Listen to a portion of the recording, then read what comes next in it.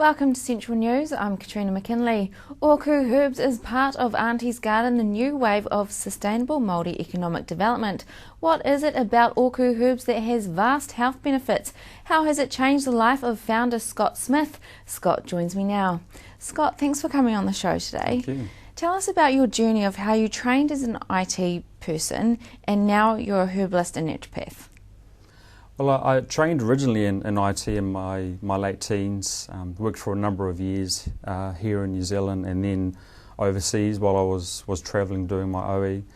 And it was around 99 that I first went into kidney failure and had to go on to dialysis while I was still over in England.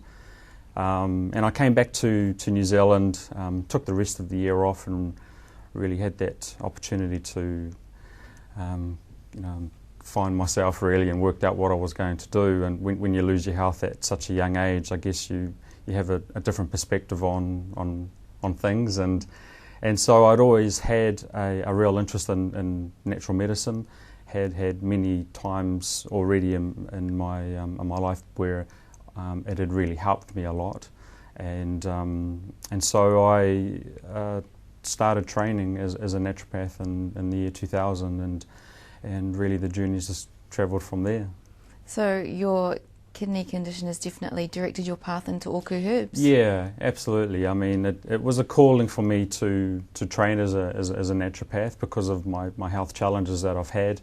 And then obviously through that journey, it's led me into having a passion for the native plants.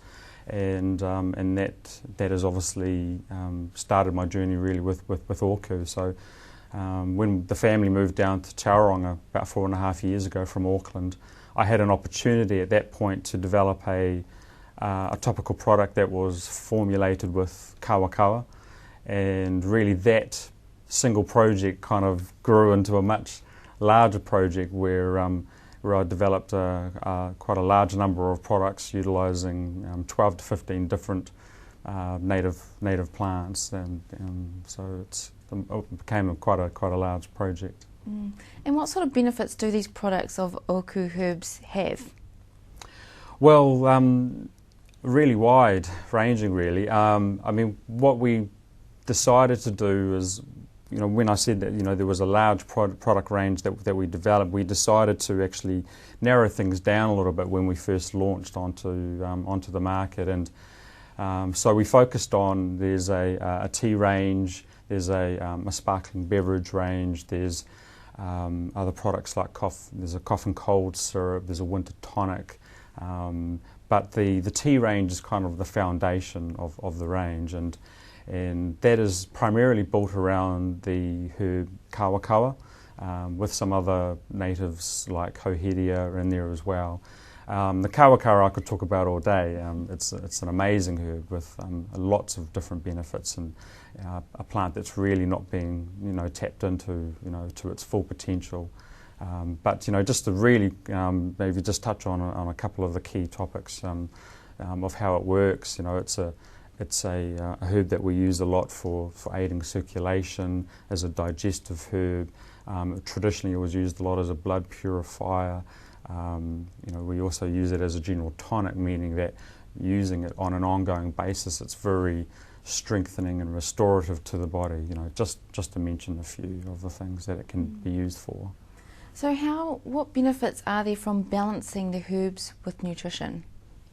Well, to sort of answer that question, I guess you go back to some of the basic foundation principles of naturopathic medicine, of where I originally trained in, and that we're looking at not just treating the symptoms of the body, but actually understanding some of those underlying reasons why the body has got out of balance, and it's looking at restoring, balancing, nourishing, strengthening, the body, and that's really, really what the herbs and nutrition do. I mean, even when you look at single minerals, if you remove a single mineral out of the body, so many things will go out of balance.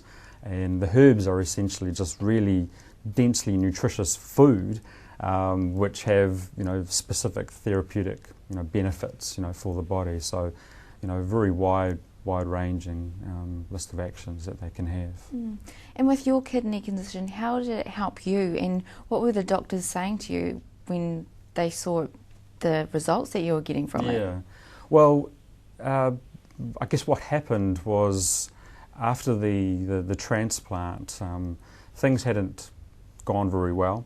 I was in hospital for about 3 months, and at the time that I was discharged, the predictions from the doctors were that the transplant probably would only last for about another 6 months. So it wasn't a very good prognosis, and it was obviously something that I didn't really want to accept. And so once I got out of hospital, I took responsibility for my health really, and utilised a lot of the herbs, nutrients, and different complementary therapies, and I guess the noticeable thing was that my health got a lot better. I was able to return to work, but the really interesting thing was they were monitoring my kidney function regularly with blood tests, and what we saw with the blood tests was the kidney function stabilising, and there was no denying that, and I ended up getting about 6.5 years out of that kidney, which was obviously far more than what any of the doctors were predicting at the time. So, I understand you're now part of Auntie's Garden. Can you tell us about what Auntie's Garden is and how it is helping Māori entrepreneurs? Sure. Well, it's essentially creating a network for everything from primary producers of food from the land, from the waters, from the sea, as well as added value type products, which is obviously where OKU fits in. But it's essentially creating this network for people to be able to sell our products, but there's also some key philosophies of tikana, which is looking at the sustainability, which is obviously a key thing for OKU, and also looking at like the restoring of the land, which is something that OKU is really passionate about, restoring it, looking at the growing of the native plants, and looking at creating a resource for future generations and that. So some of the key things that Auntie's Garden is involved with, and it's a really good match for us. That's awesome. Thanks, Scott, for coming on the show and telling us all about OKU herbs and how it has helped you. Thank you so much. After the break, it's that time of the evening to find out what is happening with Bay of Plenty Rugby.